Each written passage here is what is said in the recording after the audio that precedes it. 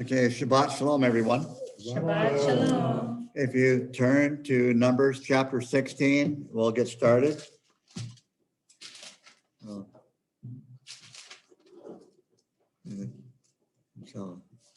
Is everybody muted?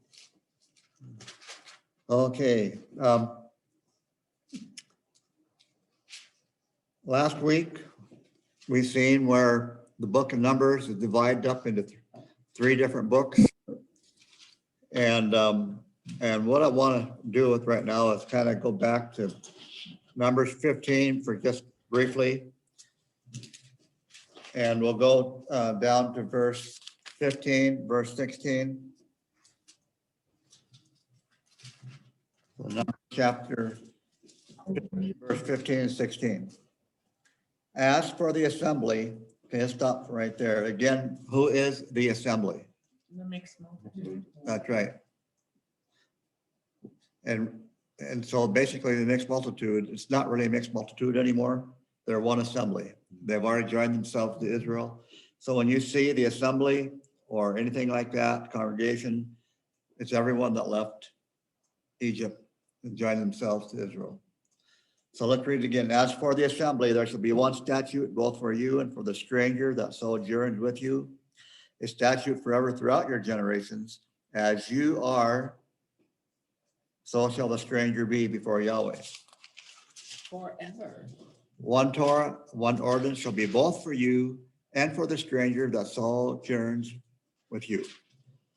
Now go to chapter 9, Numbers chapter 9, verse 14.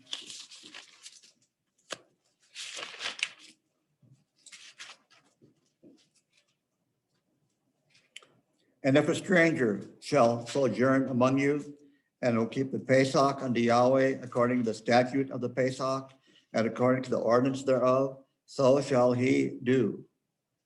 You shall have one statute, both for the stranger and for him that is born in the land. Go to Leviticus 24, verse 22. Leviticus chapter 24, verse 22.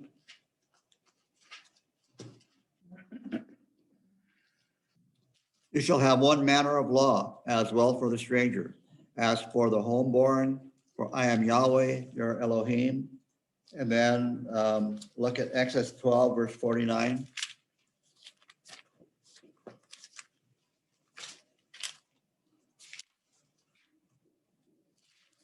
Exodus chapter 12, verse 49.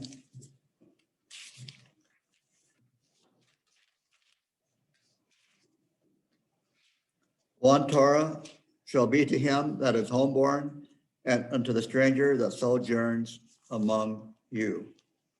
Now, finally, Isaiah chapter 14, verse 1.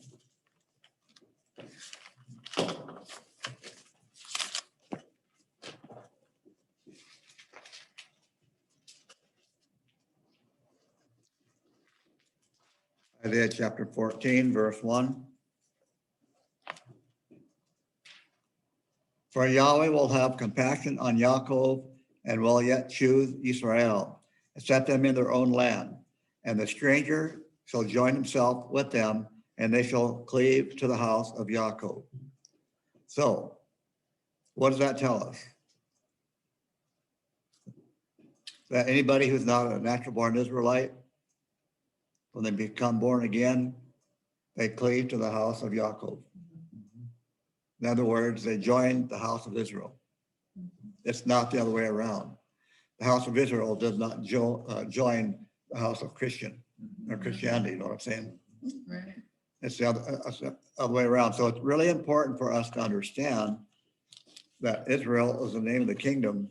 And when we become born again, we become Israelites, just like a natural born Israelite. So that's really crucial to understanding what we'll talk about today a little bit. And I just want to, I didn't write down a whole lot. So I got my notebook, but I'm gonna read just a little bit what I wrote many years ago, just a little bit. Because this is really important, especially what's going on today. Because people are in rebellion, today. And so here's what I wrote down a number of years ago. You need to trust Elohim and work with men. Do not trust men and try to work with Elohim. Mm. Let me read that again. Yeah. You need to trust Elohim and work with men.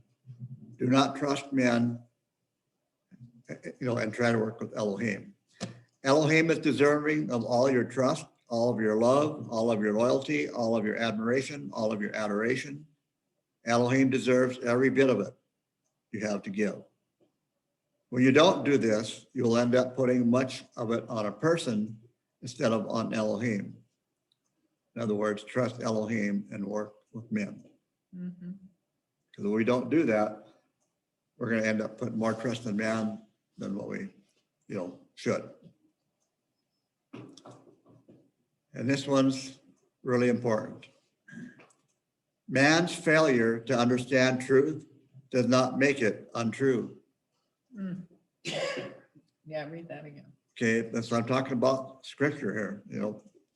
This goes for everything, but scripturally, men and women, if you will. When I say men, it's all mankind is in rebellion. Yeah, we understand that. Okay, so man's failure to understand truth does not make it untrue. And so we'll start Numbers chapter 16.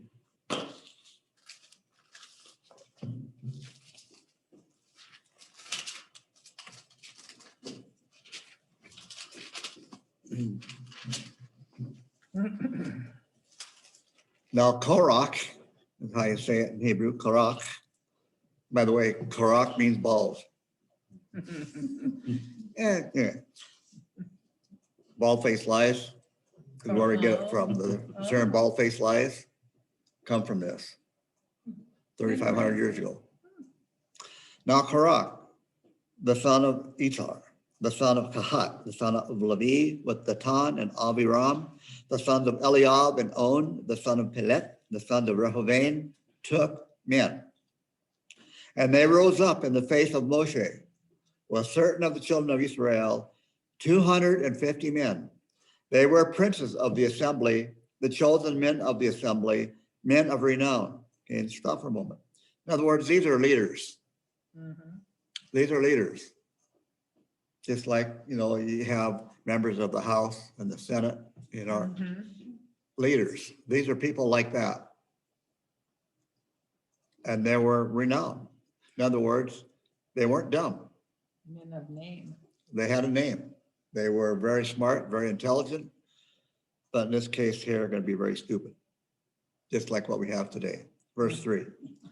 And they assembled themselves together against Moshe and against Aharon, and said unto them, you take too much upon you, seeing all the assembly are set apart, every one of them, and Yahweh is among them. Wherefore then lift up yourselves above the assembly of Yahweh. And then when Moshe heard it, he fell upon his face. Okay, let's go back verse 3, right towards the end of it, where it says, wherefore then lift up yourselves among the assembly. In other words, what we're saying, how come you're exalting yourselves above all the rest of us? Mhm. Huh. Then verse 4, and when Moshe heard it, he fell upon his face. That's the actual thing that happens. What that literally means is, that means the argument is not going to go any farther. Oh, that's good. It means the argument will not go any farther. And so that's really important. Moshe has the authority from heaven. And when he did this, they understood that this argument is not going to go anywhere. There's going to be an answer to this whole thing.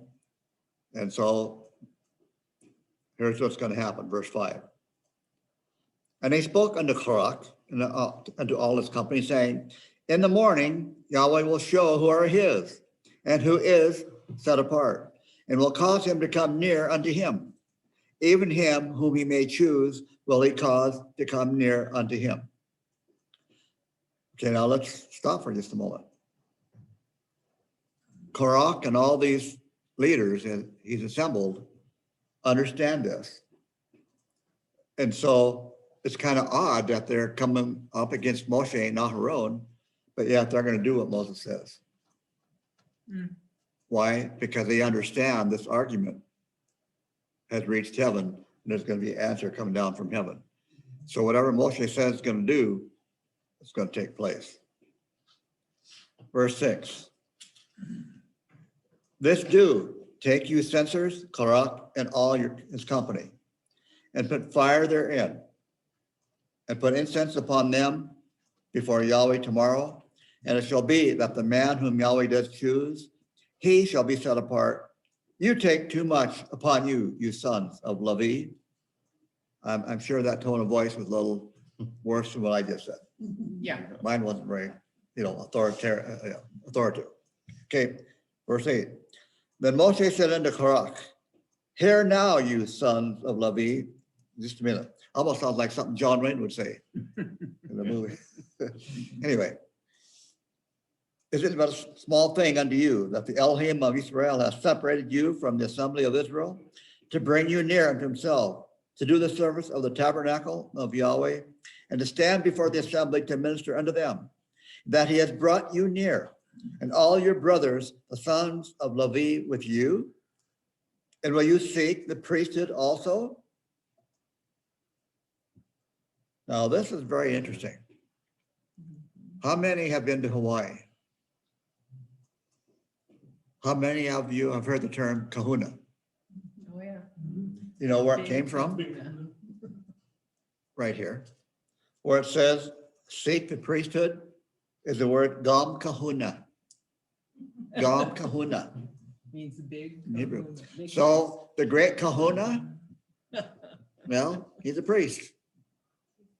And that's true. Yeah, it's true. That's where, and so a lot of the people, probably who founded Hawaii or come from probably, the side of KORACH's family. Anyway, they're the great kahuna anyhow. Gam kahuna. In other words, you're going to seek the priesthood? You're going to become a kahuna? I don't think so. Verse 11. Therefore, you and all your company that are gathered together against Yahweh and asked Aharon, what is he that you murmur against him? Okay, the bottom line here is, if you read between the lines, if you will, is that KORACH wants to be in the priesthood. Mhm. I'm going to explain why in just a moment. So Moshe sent to call Datan and Aviram, the sons of Eliab, and they said, we will not come up. Is it a small thing that you have brought us up out of the land flowing with milk and honey to kill us in the wilderness? But you must needs make yourself also a prince over us. In other words, lord it over us. Well, if that's the case, they would never had to left Egypt. Right. Yahweh would have killed them right there, right? And so they're being brainwashed by a lot of gossip. Yeah. Okay, verse 14. Moreover, you have not brought us into a land flowing with milk and honey, nor given us inheritance of the fields and vineyards. Will you put out the eyes of these men? We will not come up. And Moshe was very wroth and said unto Yahweh, respect not you their offering. I have not taken one ass from them, neither have I hurt one of them. And Moshe said unto KORACH, be you and all your assembly before Yahweh, you and they and Aharon tomorrow. And take you every man his fire pan, put incense upon them. And bring you before Yahweh, every man his fire pan, 250 fire pans, you also and Aharon, each his fire pan. And they took every man his fire pan, and put fire in them, and laid incense thereon, and stood at the door of the tent of meeting with Moshe and Aharon. And KORACH assembled all the assembly against them under the door of the tent of meeting, and the glory of Yahweh appeared unto all the assembly. Then Yahweh spoke unto Moshe and unto Aharon, saying, separate yourselves from among this assembly, that I may consume them in a moment. And they fell upon their faces and said, O Elohim of the spirits of all flesh, shall one man sin? And will you be wroth with all the assembly? Then Yahweh spoke unto Moshe, saying, speak unto the assembly, saying, get you up from about the dwelling of KORACH, Datan, and Abiram.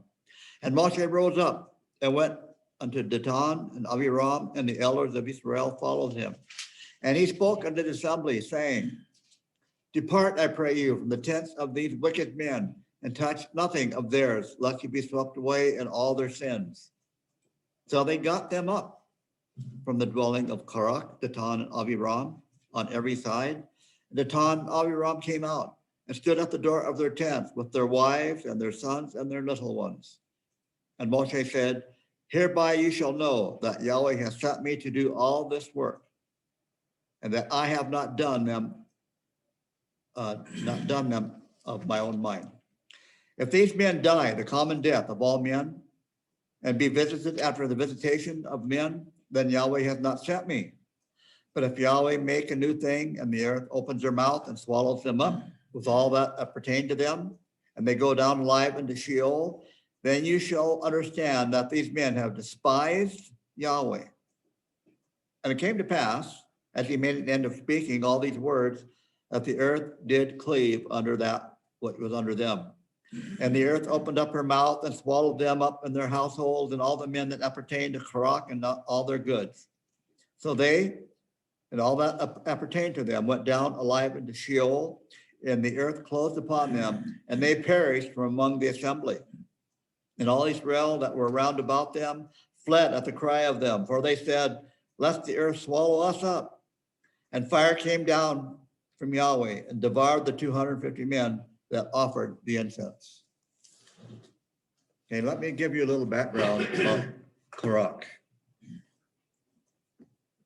Written down in history, again, whether it's true or not, we'll find out someday, but this is what's written down in the archives. Back in Egypt, not all Jews were treated with disdain by the Pharaoh, the one that made them work as slaves, unbearable. KORACH was favored by Pharaoh, and he was called the chief banker of all of Egypt, and he controlled all the finances of Egypt. Very brilliant man, knew how to operate money, very well respected. And so he was able to get all these leaders to come with him and make a case that it should be KORACH who should be in the priesthood, because he's very smart, knows how to deal with finance. But you see, remember what I wrote earlier when I read to you? Better to trust Yahweh and work with men than the other way around. For you see, it's a lot, remember, I've said this a lot, it's real easy to believe in God. It's harder to believe him. KORACH did not, nor those princes believe.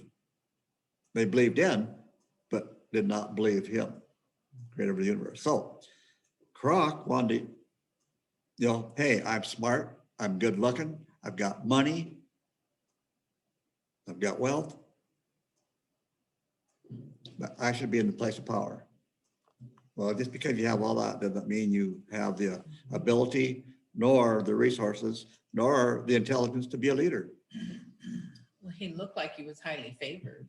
Well, he was highly favored, but that does not give you the elements of being a leader. And so he disappeared from the face of the earth, but not all his family, because he had some sons, and they wrote some of the most impressive Psalms in the Bible, because they learned that their dad, they learned from the mistakes of their parents, and they wrote some incredible Psalms. I will, you can read the Psalms and you'll find out which ones were written by the son of KORACH. So there's a very important lesson to be learned. You trust in Yahweh and you work with men. Okay. Now let's go to chapter 17. gonna get interesting, say the least. Remember, before we got to the place where those two verses were one separate book, up until then, things were fine and perfect. Israel, everyone obeyed Yahweh to the max, perfect. Cloud went up, the fire went, pillar of fire went up, everything went all, they did that, everything, no murmuring. But after those two verses, chapter 10, what happened? The murmuring started, everything started going south. It's still going south. Chapter 17, verse 1.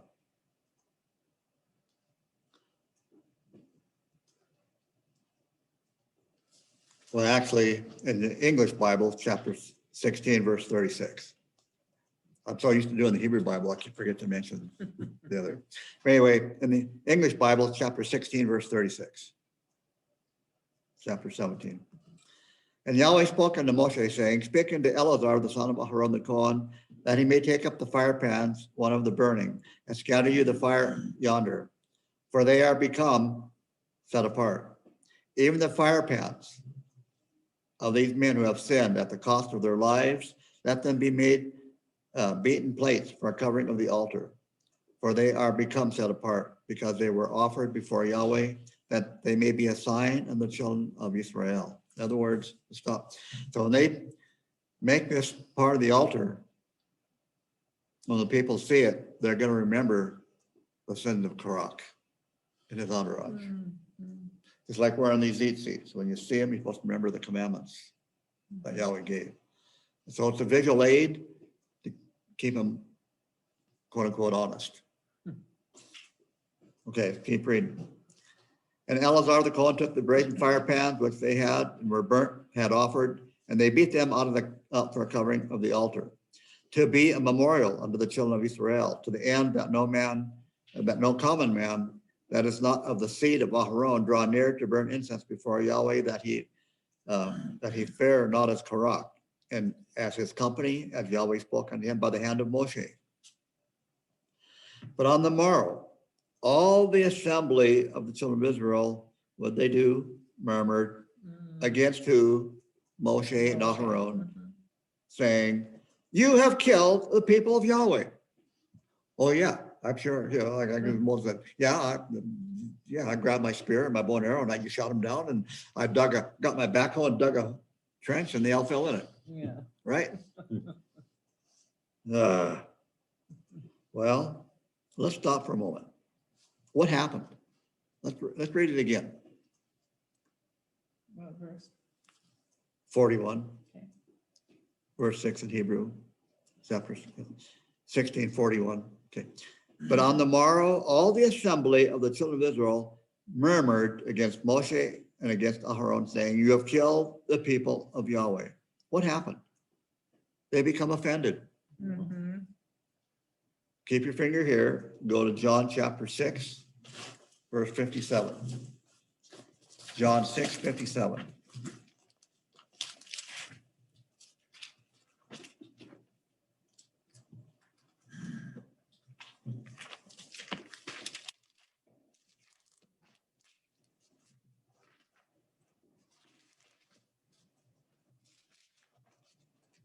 Let's back up to verse 54, kind of give it context. And he who eats my body and drinks my blood has eternal life, and I'll raise him up on that last day. For truly my body is food, and my blood truly is drink. He who eats my body and drinks my blood abides in me, I in him. As the living Father has sent me, and I am alive because of the Father, so he who eats me also will live because of me. This is the bread that has descended from heaven. Not as your fathers ate manna and died. He who eats this bread will live forever. These things he said in the synagogue while teaching in Capharnaum. And many of his Talmudim who heard were saying, this saying is hard. Who is able to hear it? And Yeshua knew in his nephesh that his Talmudim were murmuring against this, and said to them, does this offend you? Does this offend you. In other words, truth will always offend overly sensitive people. Oh, wow. Truth will always offend overly sensitive people. Okay? Now, the reason why there are people like me who teach this stuff is to get people off a problem, get them off the milk, and to grow up maturely and spiritually. Mhm, Become adults. mhm, But here we have these adults, we have KORACH and his assembly, and then the assembly that survived were all offended.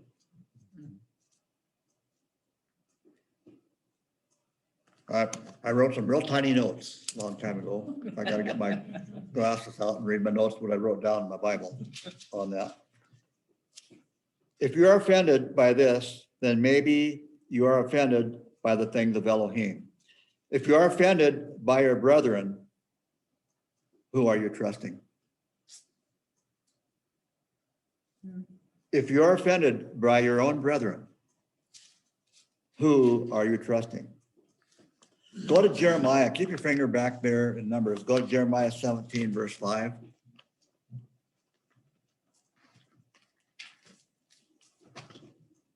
Jeremiah 17.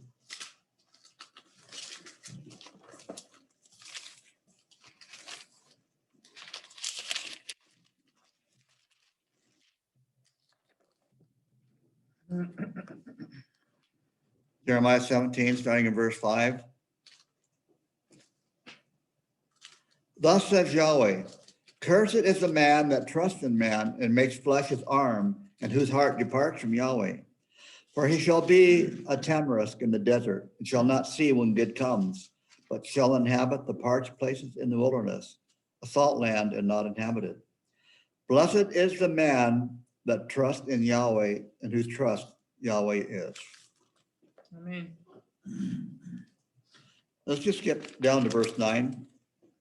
The heart is deceitful above all things, and it is exceedingly weak. Who can know it? I Yahweh search the heart. I try the reins given to every man according to his ways, according to the fruits of his doings. So we've seen what happened to KORACH, his family, Mhm, and the leaders. mhm. They were offended. And they had an agenda. So let's go back to chapter 7, back to Numbers, chapter 16 in your Bible, verse 42, and Hebrew Bible, verse 7. Okay. Numbers. Numbers. Yes, in your Bible, number 16, verse 42. Hebrew Bible, chapter 17, verse 7.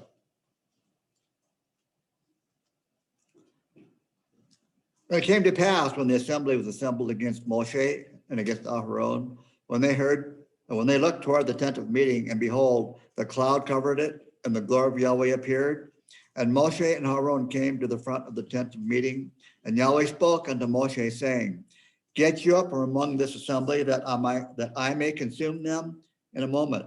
And they fell upon their faces.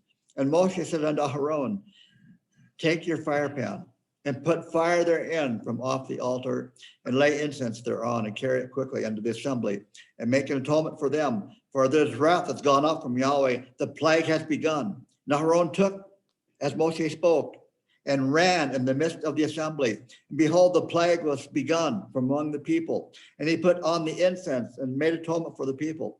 And then he stood between the dead and the living, and the plague was stayed. Now they that died by the plague were 14,700, besides them that died about the matter of KORACH. Let me paint you a picture of how this worked. They got this fire pan, they got the incense, they got the coals on it. He had to do this in a hurry, Mhm. because the longer he delayed, the more people would die. And it's recorded that he ran over dead bodies, running hard as he could. He's no young man. Mhm. He's older than Moshe. Mhm. That's right. Here's this guy, you know. He's older than anyone in this room.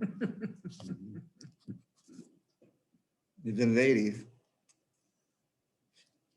We had a discussion about that. Anyway, so here's this guy running 100 miles an hour to get ahead of this thing and run over dead bodies, probably stepping on dead bodies, to get a hold of this plague and stop it.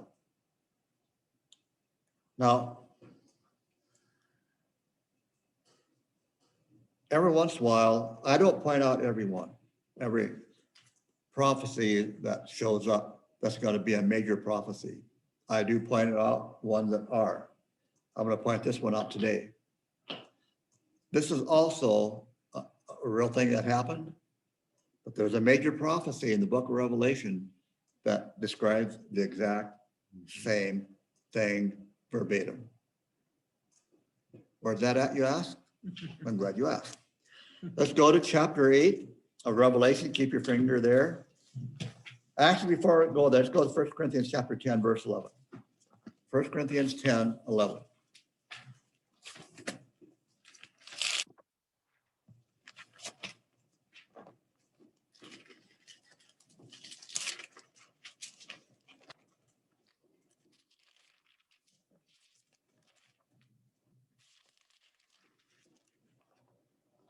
I would encourage you to read the first 10, but let's read verse 11.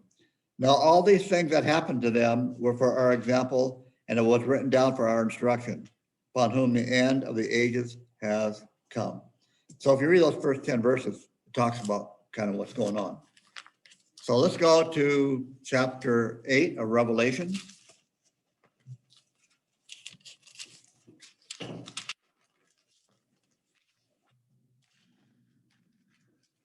Revelation chapter 8.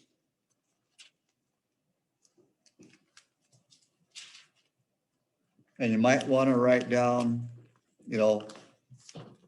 chapter 16, of numbers on there. So you have reference so you remember where it came from. Revelation chapter 8, verse 1. And when he opened the seventh seal, there was silence in heaven for about a half an hour. And I saw 7 angels who were standing before Eloah. 7 shopharim were given to them. And another angel came and stood by the altar, and he had a censer of gold.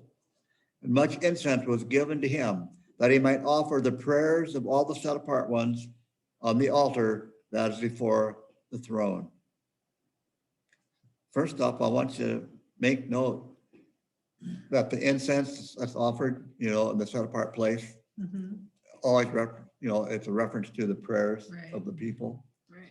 But in this case, I want you to remember and add one more thing. Judgment begins at the house of the Lord first. Yes. This ties in with that. Okay, verse 4. And the smoke of the incense went up with the prayers of the set apart ones from the hand of the angel before Eloah. And the angel took the censer and filled it from the fire that is on the altar, and then cast it onto the earth. And there was thunders and noises and lightnings and tremblings of the earth. And the 7 angels who had the 7 shopharim prepared themselves to sound. And the first sounded, and there was hail and fire mingled with water, and they were cast on the earth. And a third of the earth was burned, and a third of the trees were burned, and all the grass of the earth was burned. And the second sounded, and there was, as it was, a great mountain burning. It fell into the sea, and a third of the sea became blood. And a third of all the creatures that are in the sea that have life died. And a third of the ships were destroyed. And the third sounded, and a great star fell from heaven, burning as a flame, and it fell on a third of the rivers and on the fountains of the water. And the name of the star was called Wormwood. And a third of the water became as wormwood, and a multitude of mankind died because the waters were embittered. And the fourth sounded, and the third of the sun was struck, and a third of the moon, and the third of the stars, and a third of them became dark. And the day was darkened for a third of it, and the night likewise. And I heard an eagle flying in heaven, and that said, woe, woe, woe to the inhabitants of the earth because of the sound of the shopharim of the 3 angels that are about to sound. So how does that tie in? Remember, Aaron had to run Mhm. with an incense and fire pan, get ahead, and kept the plague from killing anymore. Mhm. Likewise, same here. If the angels weren't doing their thing, this would have covered the whole globe and killed everything. No one would have survived. Just like Aaron, if he had not done what he did, no one would have survived. There's a lot more we could talk about as far as that goes. But I just wanted to show you that what happened back then will happen again in the future. Right. Whatever happened to our fathers, spirits, forefathers, will happen to their generation, their seed later. May happen more than once before it's finally fulfilled. But in this case, it's just this time here. So Revelation chapter 8 is a reference to what we're reading today. Okay, back to Numbers.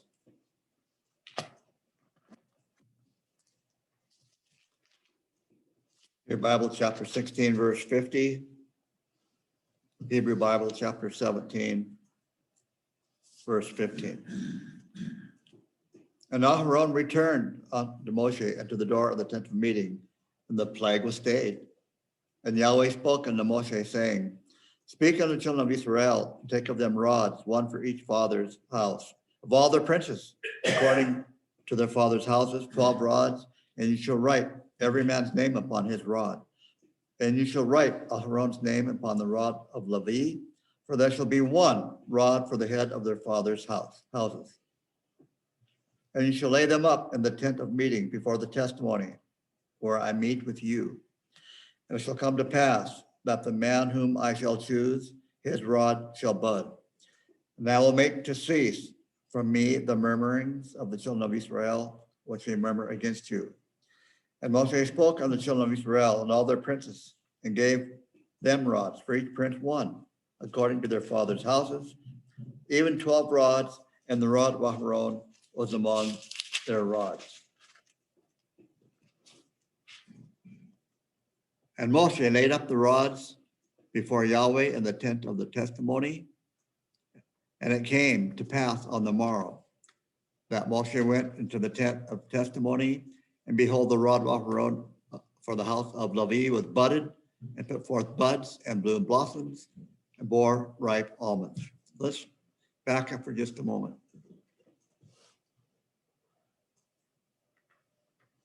In verse 22, and Moshe laid up the rods before Yahweh in the tent of the testimony.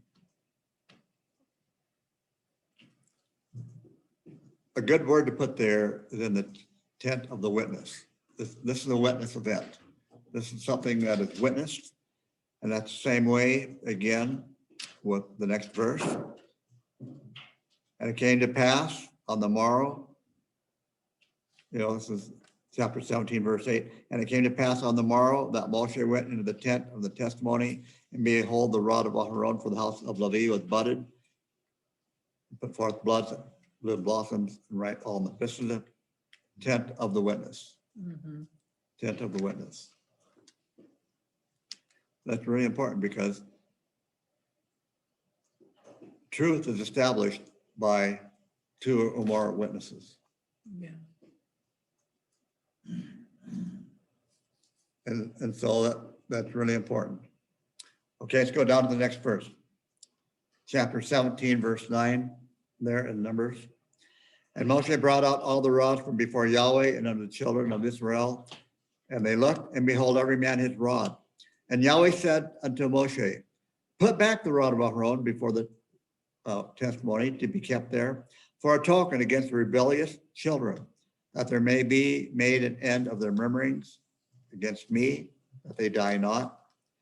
Thus did Moshe as Yahweh commanded him, so did he. And the children of Israel spoke unto Moshe, saying, Behold, we perish, we are undone. We are all undone. Everyone that comes near unto the tabernacle of Yahweh is to die. Shall we wholly perish? chapter 18, verse 1.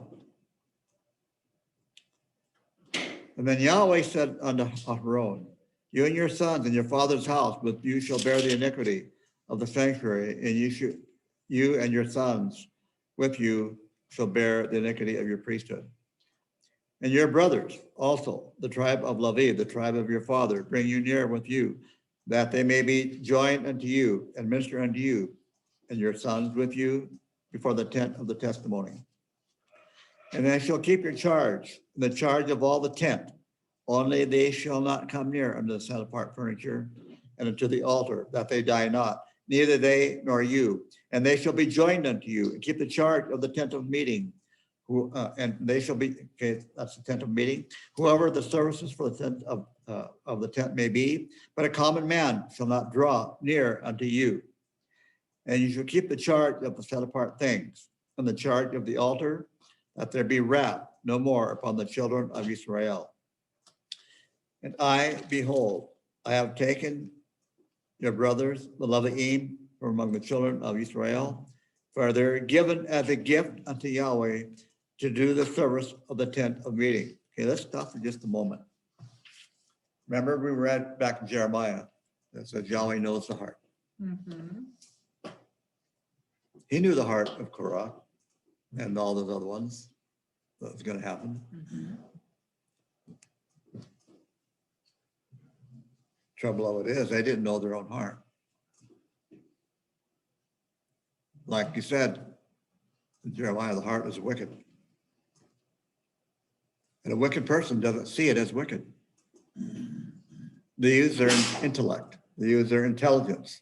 They use their means, if they're wealthy, to make their choices in life. And they like to lord it over others who don't have. And so when we get to things like this, this is why it's so important, because Yahweh knows your heart. So when you have teachers that are teaching the word, basically what it's said here, Yahweh has given the people a gift from himself to teach the word. And so when you take your teachers out there that are honestly teaching the word, they're a gift to the people they're teaching. Mhm. And And most of those people who do this know that's the case. And last thing we want to do is abuse that gift. Mhm. Because these teachers, if they're not approachable, are abusing the gift. Mm. They're abusing it. And so anyway, let's continue reading. Start in verse 6 again. And I, behold, I have taken your brothers, the Leviim, from among the children of Israel. For you, they are given as a gift unto Yahweh to do the service of the tent of meeting. And you and your sons with you shall keep your priesthood, everything that pertains to the altar, to that within the veil, and you shall serve. I give you the priesthood as a service of gift, and the common man that draws near shall be put to death. And Yahweh spoke unto Aaron, and I, behold, I have given you the charge of my heap offerings, even of all the hallowed things of the children of Israel unto you. Have I given them for a consecrated portion to your sons as a due forever. This shall be yours of the most set apart things, reserved from the fire, every offering of theirs, even every meal offering of theirs, and every sin offering of theirs, and every guilt offering of theirs, which they may render unto me, shall be most set apart for you and for your sons. In the most set apart place shall you eat thereof. Every male may eat thereof, that shall be set apart unto you. And this is yours, the heap offering of their gift, even all the wave offerings of the children of Israel. I have given them unto you, and to your sons, and to your daughters with you, as a due forever. Everyone that is clean in your house may eat thereof. All the best of the oil, and all the best of the wine, and of the corn, the first part of them which they give unto Yahweh. To you have I given them the first ripe fruits of all that is in their land, which they bring into Yahweh shall be yours. Everyone that is clean in your household may eat thereof. Everything devoted in Israel shall be yours. Everything that opens the womb of all the flesh which they offer unto Yahweh, both of the man and beast, shall be yours. Howbeit the firstborn of man shall you surely redeem, and the firstling of unclean beasts shall you redeem. And their redemption money for a month old shall you redeem them. Shall be according to your valuation, 5 shekels of silver, after the shekel of the sanctuary, the same as 20 gerahs.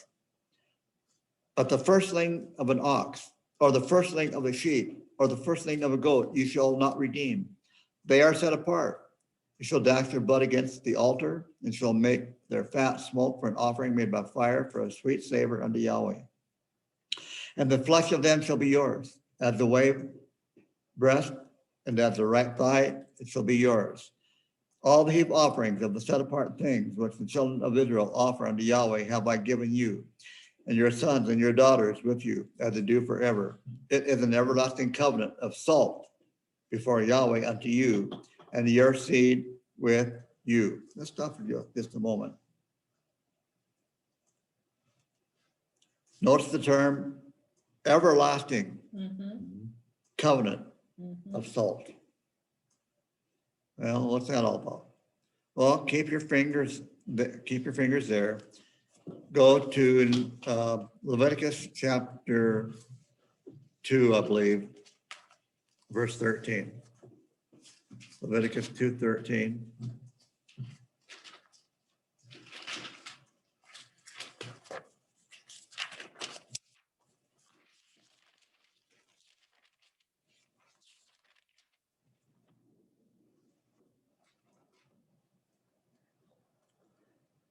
And every meal offering of yours shall you season with salt.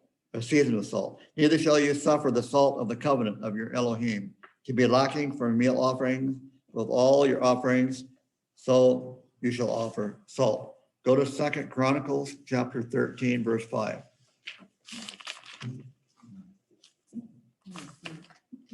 2 Chronicles 13, verse 5.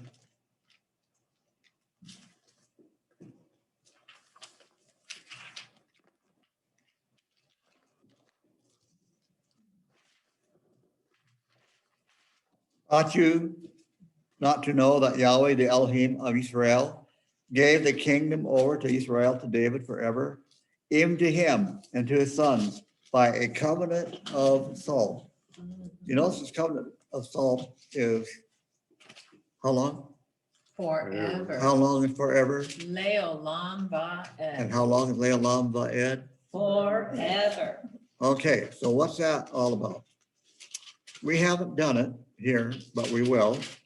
Now that I wanted to wait till we got kind of this part. I was thinking about Leviticus, but I wanted to wait to do it because I want you to know what this means.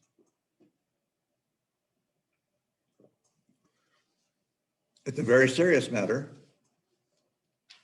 but I want people to be in this study for a while before we do it. And you still don't have to. Okay, now, when we have challah bread, if we're going to have the covenant salt, we'll take and salt that piece of bread. I can tear a chunk off, give it to you, and pass the salt around and dip it and eat it. What that means is, if you do that, that means that when I do it with you, that I would die for you and your cause no matter what. What is mine is yours. And likewise, if something happened, you had to defend me or die for my cause, you're obligated to do that. The other thing about this covenant of salt that's pretty dynamic. Salt, this covenant, is equivalent to the Torah. Why? Well, number one, the Torah brings life. observing it brings life and blessings. Being disobedient to the commandments brings cursings and death. Did you know that if you get bit by a rattlesnake, you can take salt, mix it with water, make a heavy paste, or and drink it and put that heavy salted on your wound to neutralize the poison of the rattlesnake and other poisonous things. You can also use a lot of salt water and kill your lawn. We don't recommend it. Right? Well, the Torah also has curses in it for not obeying it. It will destroy your lawn. It will destroy you. Every aspect of what the Torah is, so salt. You got to have enough salt so your body can function correctly. Mhm. You got to have the right amount of salt so all the organs in your body can function the way they're supposed to. Too much of a good thing? Yeah. But the Torah and the salt are equal in value. And when you put salt on your food to increase the flavor, Mhm. it enhances the flavor. Mhm. And there are all kinds of spices out there nowadays, but in comparison, it's pretty amazing what it is. But it's a very serious thing. If I go to, unless I know the guy, if I go to Eric's house, or if you do, you're never going to find a salt shaker on that table with a Gentile. Because he's not going to be obligated to you, does not want to be obligated to you. And there may be Jewish households will do the same thing. If they invite you over for a meal, whatever, they may offer, the salt, and maybe not. And so over here, in our Western mindset, we don't know some of these things that goes on in the East, the Middle East. And if you know their customs, you just be prepared that to follow protocol should you share your meal with salt, but especially the bread on Saturday or Friday night or Saturday. That's a big one. But anyway, so one of these days, you don't have to do it. It's just one of those things. But in the culture back then, pretty serious. They take it serious, I should say. So now that we got that out of the way,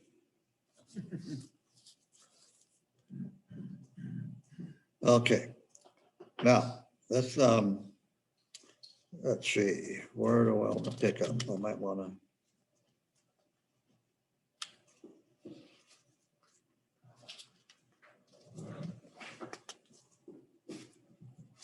Let's go down to verse 24.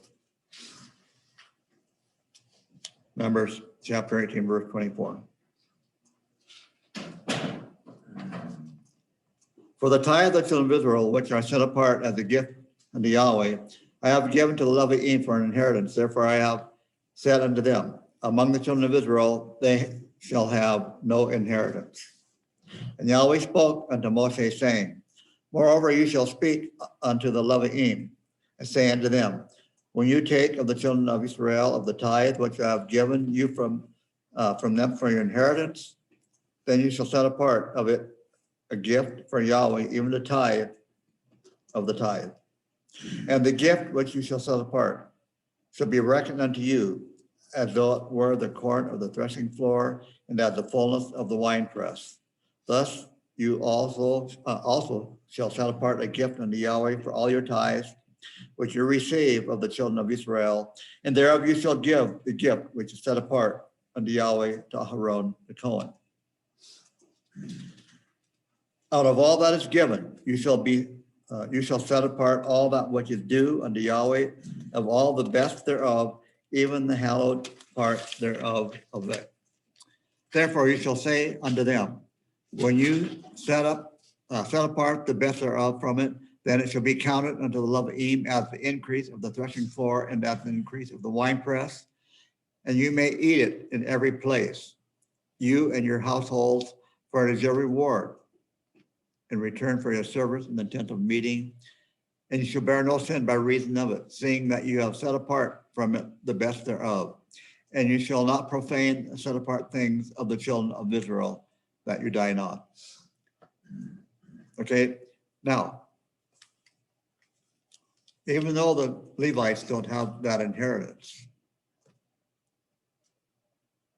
they are treated quite well. They're supposed to be, because they're the ones that are making sure the spiritual lessons taught in the scriptures go out to everyone, and they're to make sure, and they go through rigorous training. Believe me, incredible training. People think seminary is hard. The work they have to do and learn, the things they got to memorize, the things they have to do in order, the way Yahweh said it. It's incredible. It takes tremendous amount of training, tremendous amount of study, tremendous amount of intestinal fortitude, if you will. And, but yet, they get rewarded for that work. And so I think it's incredible. What I'm going to do is I'm going to stop here, because next week we'll do, we may get caught up where we should be, but there's some things next week I want to talk about, because a lot of times I'm not going to tell you what it is. It's a little confusing to some, or it's totally overlooked and never taught, or it's misunderstood. And part of it has to do with the red heifer. Talk about next week, and some other things, but that's not the main topic we want to talk about next week. So you want to stay tuned, and like every week, we try to give you some nuggets to chew on. And sometimes there's not a whole lot of nuggets there are, but I want, save a lot of things for next year to talk about. So with that, let's close in prayer.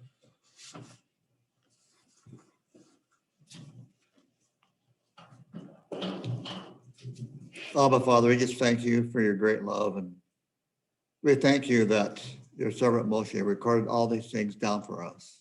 So we don't have any excuses to offer of why we are not learning your word, don't know your word, we're ignorant of your word. That these things were wrote down to be understood and to learn the lessons of our forefathers.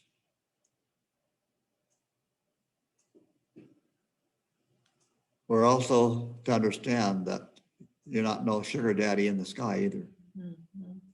Yes. And that you're very serious about your word and very serious on how we are to live. But yet you also are a very loving Father. And you forgive us our many sins. Mhm. Moment in, moment out, day in, day out, month in, year in, year out. And we thank you that you do forgive us of our sins when we ask to be forgiven. And you remember them no more.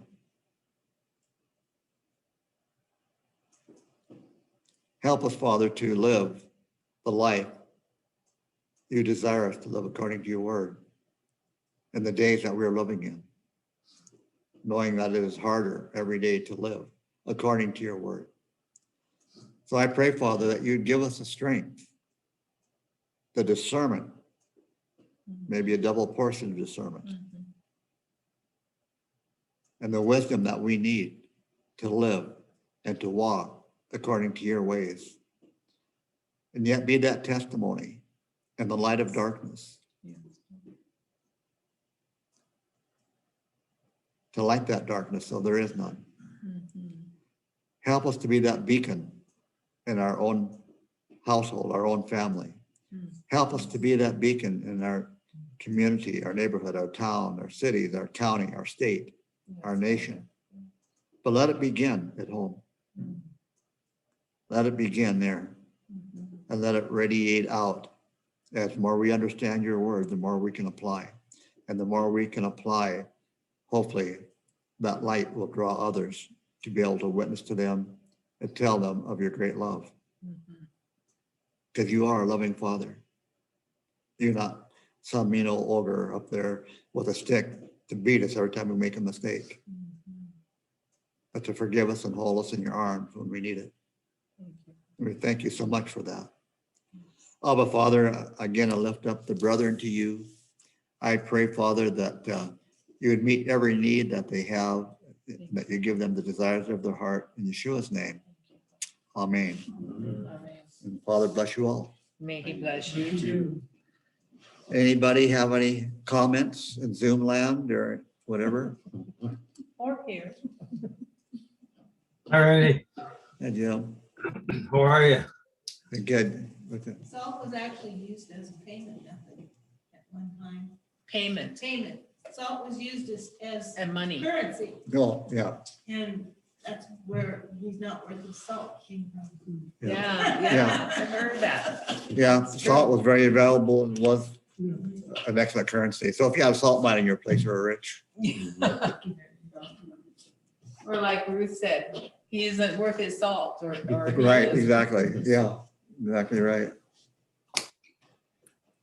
Okay, well, blessings to you all. And Getting to ready. you all. You getting ready here? Blessing to be with you all today. Yes. And blessings with you. Thank you. Shalom, shalom.